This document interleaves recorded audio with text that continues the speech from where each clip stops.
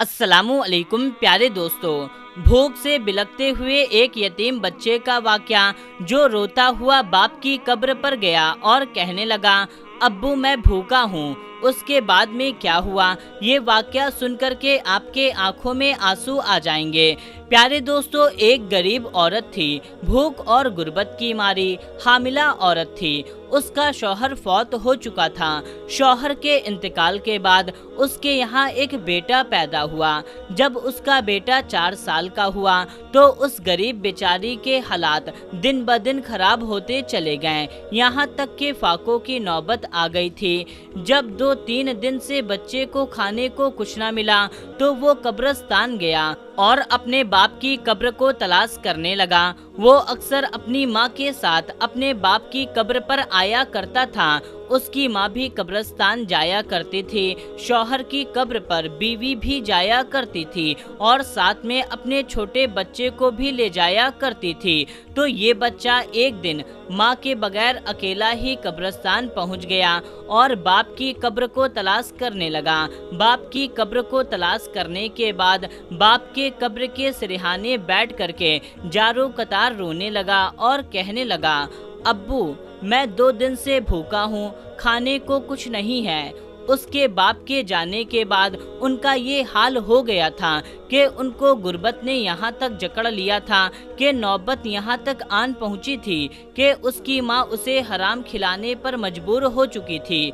उसकी माँ को कोई मजदूरी नहीं देता था, उसकी माँ को कोई काम नहीं मिलता था। उसकी गरीब माँ जब कोई मरा हुआ जानवर उसको मिल जाता तो उस हराम जानवर का मुर्दार गोश्त अपने बच्चे को मारे भूख के खिला देती। बाप की कब्र के सिरहाने ये 4 साल का बच्चा जारो कतार रो रहा था, चीख रहा था, चिल्ला रहा था। उधर से हजरत ईसा अलैहिस्सलाम का गुजर हुआ कि हजरत ईसा अलैहिस्सलाम ने जब उस 4 साल बच्चे को रोता हुआ, खून के आंसू बहाता हुआ, इस दर्द भरी फरियाद करता हुआ बच्चे के तोतले लहजे, बच्चे के नन्हे जुड़े हाथ देखे तो हजरत ईसा अलैहिस्सलाम का दिल भर आया। हजरत ईसा अलैहिस्सलाम ने उस बच्चे के सर पर हाथ रखते हुए फरमाया, ऐ बच्चे, अगर तू अपने बाप से मिलना चाहता है तो मैं थोड़ी देर के लिए तेरे बाप को कब्र से बाहर निकालूं। बच्चे ने कहा, आपका मुझ पर एहसान होगा। तो हजरत ईसा अलैहिस्सलाम ने 2 रकात नमाज पढ़ी। नमाज पढ़ने के बाद में अल्लाह ताला से दुआ करी और उसके बाद में कब्र की तरफ इशारा करते हुए फरमाया, ऐ मुर्दे, अल्लाह के हुक्म से जिंदा सही सलामत कब्र से बाहर निकल। जैसे ही हजरत ईसा अलैहिस्सलाम ने ये फरमाया कि ये मुर्दा अल्लाह के हुक्म से बाहर निकला तो एकदम कब्र फटी और अंदर से एक शख्स कलमा पढ़ता हुआ बाहर निकला कि ला इलाहा इल्लल्लाह ईसा रूहुल्लाह, ये कहता हुआ बाहर निकला। उसके चेहरे पर नूर ही नूर था। अपने ऊपर से मिट्टी झाड़ता हुआ बाहर निकला। जैसे ही उसकी कब्र फटी तो हजरत ईसा अलैहिस्सलाम को यूं महसूस हुआ कि इसकी कब्र जन्नत के बाग में से एक बाग बनी हुई है। उसकी कब्र के अंदर से खुशबू आ रही थी, इतर की खुशबू आ रही थी। ऐसा लगता था जैसे कब्र में जन्नत की खुशबू फैली हो। सुभान अल्लाह। जैसे ही बाहर निकला, अल्लाहु अकबर, अपने बेटे को देखा।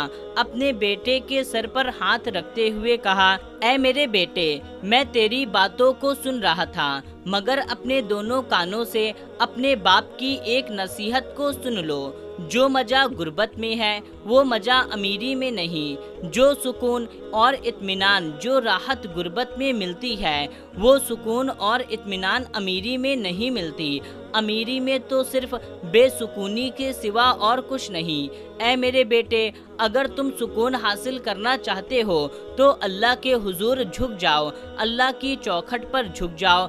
जब भी मांगना तो अल्लाह से मांगना, जब भी झुकना तो अल्लाह के सामने झुकना, किसी और से ना मांगना। تیرے باپ نے اپنی ساری زندگی غربت میں گزار دی، میں 3 دن تک فاقے کاٹتا رہا، یہاں تک کہ 3 دن تک کھانے کو کچھ نہ ملتا، جب صبح کو کھاتا تو شام کو کچھ نہ ملتا، جب شام کو کھاتا تو صبح کو بھوکا رہتا، میں نے جب بھی کھایا تیری ماں کو بھی کھلایا اور حلال کا لقمہ کھلایا، میں جب بھی مانگا تو صرف اپنے رب سے مانگا اور کسی کے آگے اپنے ہاتھ نہیں پھیلائے۔ اے میرے بیٹے، اگر تو اللہ کا بننا چاہتا ہے تو جا غربت کی زندگی بسر کر، یہ 4 دن کی زندگی ہے، گزر جائے گی، اس کے بعد کیا ہوگا؟ موت آئے گی، اللہ اکبر۔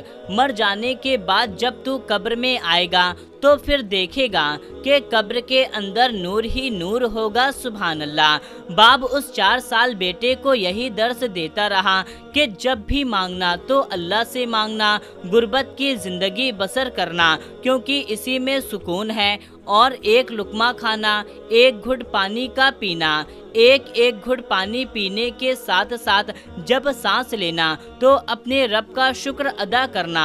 یہ کہتے ہوئے ایک بار پھر سے وہ شخص کلمہ پڑھتا ہوا اور حضرت عیسیٰ علیہ السلام کی زیارت کرتے ہوئے یہ شخص ایک بار پھر سے مر گیا۔ اس کے بعد اس بچے نے اپنے باپ کی نصیحت پر اس قدر عمل کیا کہ جب بھی مانگا تو اللہ سے مانگا، پھر اللہ تعالیٰ نے اس بچے کو اس قدر عطا کیا کہ بڑے بڑے بادشاہ بھی اس کی امیری پر رشک کرنے لگے۔ اللہ تعالیٰ فرماتا ہے، درختوں کے پتوں کے برابر گناہ کرو، میں تمہارا رب ہوں، تم کو معاف کر دوں گا۔ 2 گناہ پر تم سے کبھی میری صلح نہ ہو پائے گی۔ پہلا یہ کہ جو تمہارا سر ہے، تمہارا قیمتی سر، جس میں سوچنے کی صلاحیت، بولنے کی اور سمجھنے کی صلاحیت موجود ہے، اس سر کو جب بھی جھکانا تو اپنے رب کے آگے جھکانا، غیر کے آگے نہیں جھکانا، یعنی اللہ کے ساتھ کسی کو شریک مت ٹھہراؤ۔ زندگی میں جب بھی پریشانی آئے، جب بھی برا وقت آئے، تکلیف آئے، مصیبت آئے، تو تکیے پر سر رکھ کر کے رونے سے بہتر ہے کہ سجدے میں سر رکھ کر کے رو لیا جائے، اس سے اللہ بھی راضی ہوگا اور تمہاری پریشانی بھی دور ہو جائے گی۔ دوسرا بڑا گناہ جو یہ ہے کہ اپنے والدین کو دکھ مت دینا، والدین کو درد مت دینا، ورنہ میں روٹھ جاؤں گا، میں ناراض ہو جاؤں گا، اس پر میرا قہر ٹوٹے گا، اس پر میرا عذاب برسے گا، اس پر فرشتوں کی لعنت ہوگی۔ بے شک اللہ تعالیٰ ماں باپ کا دل دکھانے والے کو کبھی معاف نہیں فرماتا، اور نہ ہی اللہ تعالیٰ کی ذات کے ساتھ کسی کو شریک ٹھہرایا جائے، اللہ تعالیٰ اس چیز کو کبھی بھی معاف نہیں فرمائے گا۔ اللہ پاک ہم سب کو گناہوں سے بچنے کی اور نیک کام کرنے کی توفیق عطا فرمائے، آمین یا رب العالمین۔ تو میرے پیارے دوستو، آپ اس ویڈیو کو جتنا زیادہ ہو سکے اتنا زیادہ شیئر کریں۔ ملتے ہیں تب تک کے لیے، السلام علیکم، اللہ حافظ۔